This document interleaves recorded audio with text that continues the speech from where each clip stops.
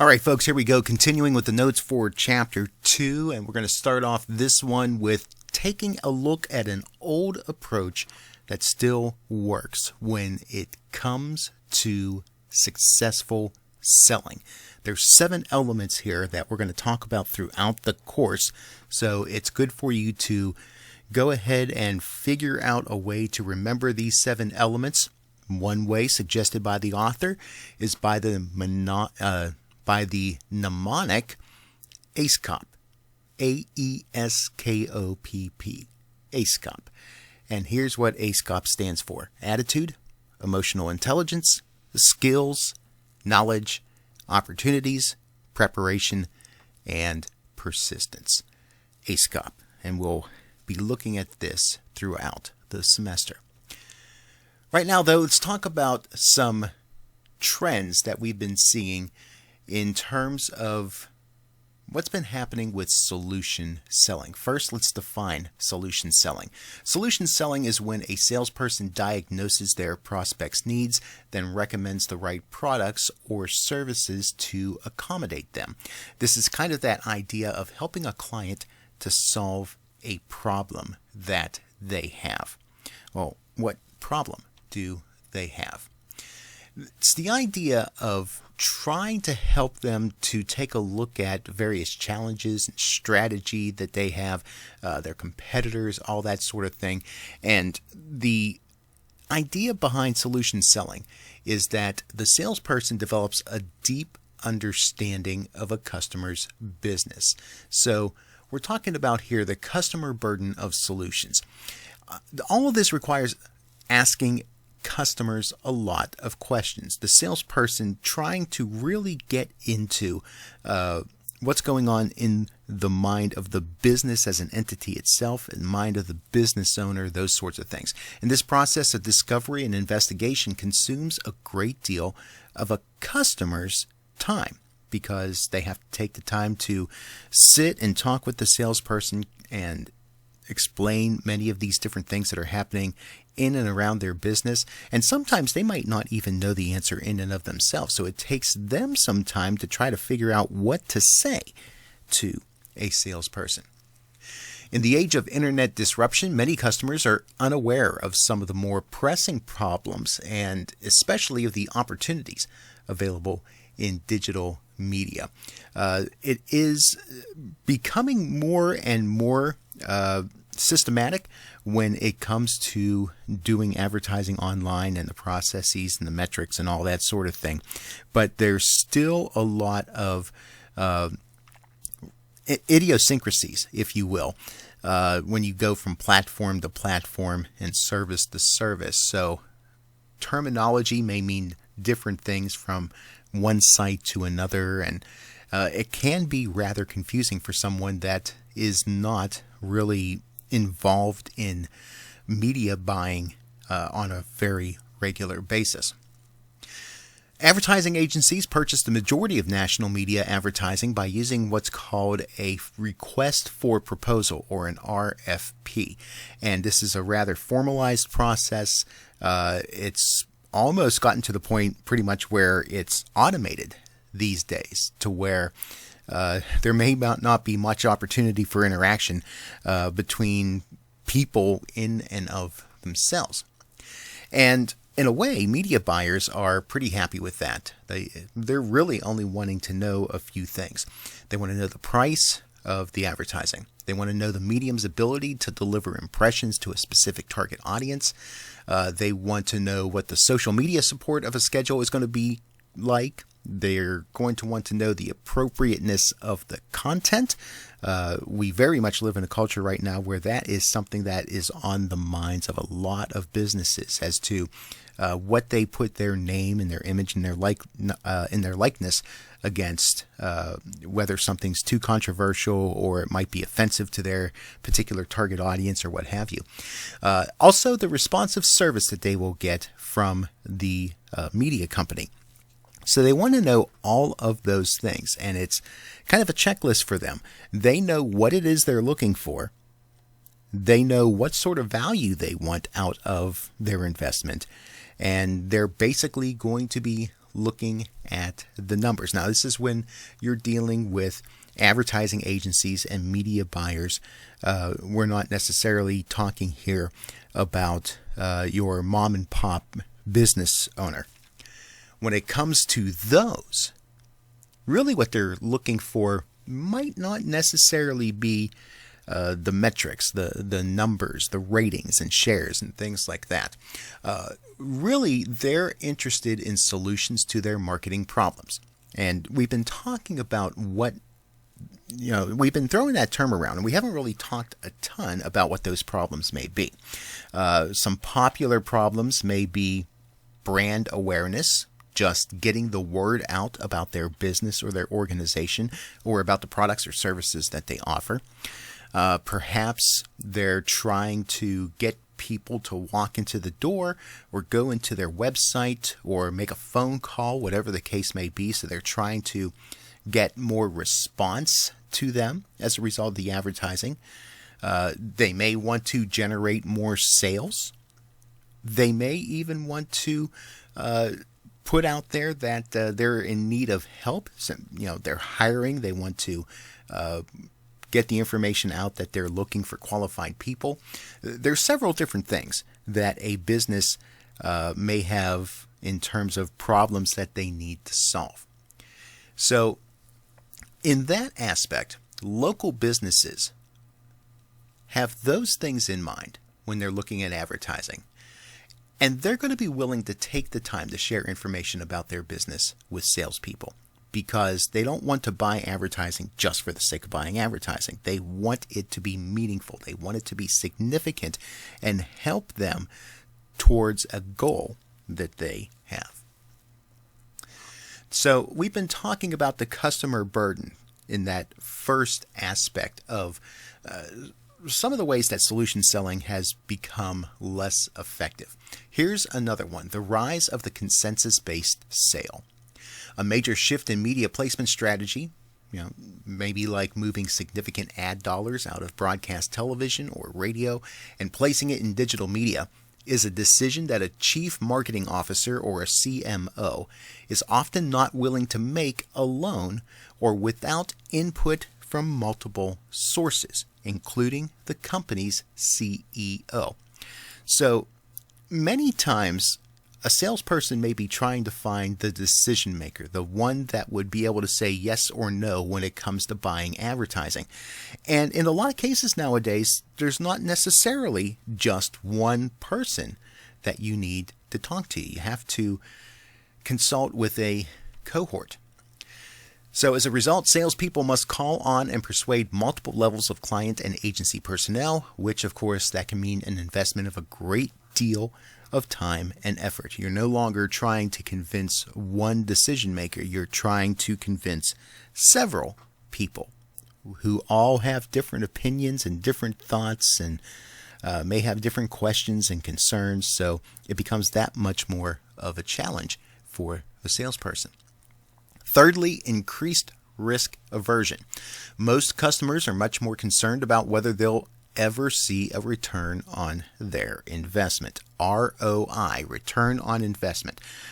They want very much to know that what they're going to be investing their time and their money in is something that is going to be fruitful and beneficial to them in one way or another. Media sellers need to establish a high level of trust in order to mitigate their clients' fear of uncertainty and of making a mistake. We're going to talk a lot about sales being this sort of professional relationship between the salesperson and his or her clients. And relationships have to have a certain amount of an establishment of trust with the parties involved. So that sense of when you present a proposal to a company, that you have to have that essence about you, that what you're saying is honest, what you're saying is in an attempt to be beneficial to the person or the people that you're presenting to. And that all comes down to whether or not parties trust each other. On a local basis, many media outlets are partnering with clients and delivering full-service ad agency buying, designing, creative, and optimization functions in order to reduce their clients' apprehension in placing cross-platform advertising. What we're seeing here is not just helping the client with the benefits of advertising with your particular medium, but how your particular medium can complement a multimedia approach, whether or not your business is involved in all of those different platforms or not. So we're no longer trying to sell based on we are who we are, but we're also selling on the idea of we are a piece of the entire pie that you need to be looking at. Finally, greater demand for customization. An offer for each customer must be customized according to the client's unique business goals and strategies, and framed according to the unique personality of the decision-making individual. So in addition to what we've talked about with perhaps you presenting your particular medium as one piece of an entire pie, there's also going to need to be that sense of trying to make your particular medium fit their needs in such a way that perhaps they would benefit from one particular type of schedule than another. In other words, maybe they would benefit more from running an advertisement on weekends instead of weekdays, or in evenings instead of mornings, or running a more aggressive schedule on certain days of the week, running different types of ads, whether it's just a plain spoken word or something a little more creative with actors and sound effects and visuals and that sort of thing. Customization means that every sales call, every proposal, every presentation has to be crafted differently. Not just in terms of the creative, but also in terms of the level of service that is provided by the salesperson. The amount of information that is provided to potential clients, helping them to understand not just the logistics of the medium, but also, again, trying to get that sense that the salesperson is truly helping them to see the results of what the client wants in their business. And that's going to take in-depth research to understand a client's industry, their goals, their strategies, their creative approach, their personal needs. You're, again, really trying to establish a relationship here with the prospect, with the entity that you're trying to sell to. So now let's take a look at a few new approaches. Number one, serving the customer. Daniel Pink says servant selling begins with the idea that those who move others aren't manipulators, but they're servants. They serve first and they sell later. Now, this might mean that you put in a lot of work on the front end, and you may or may not see results because of that. But you are definitely putting yourself out there, that you're there for the benefit of that potential client. And hopefully there's going to be some reciprocation.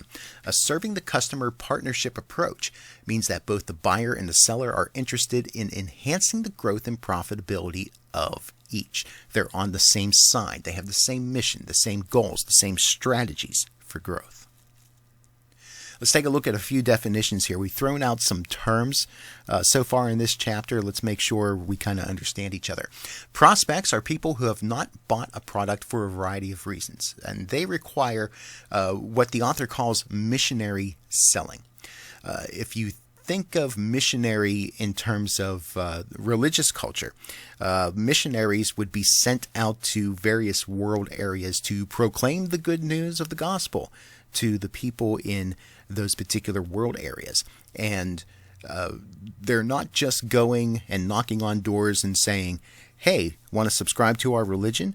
They have to do some convincing and some educating about what the religion is all about, what are the pros and the cons, and the expected behaviors and background and history and all that sort of thing.